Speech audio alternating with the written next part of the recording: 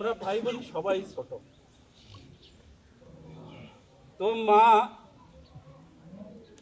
শুধু আল্লাহর কাছেই বলতো, ভোর রাত্রে তাহাজ্জুদ নামাজ পড়ে শুধু কান্না করত। আমরা ভাই বোনের সবাই সজাগ হয়ে যেতাম,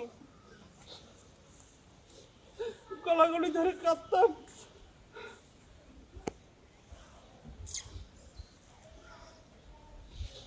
মা শুধু আল্লাহর কাছেই চেয়েছে, কারো কাছে না।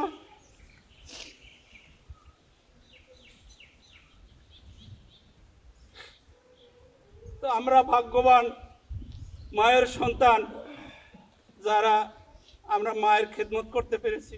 আমরা 5 ভাই বোন, আত্মীয় স্বজন, আমাদের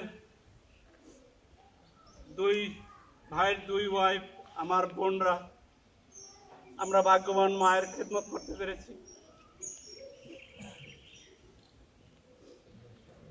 আমি মায়ের কাছে আসলে আমার বড় ভাইয়ের কাছে জিজ্ঞাসা করতাম, মহিউদ্দিন কোথায়।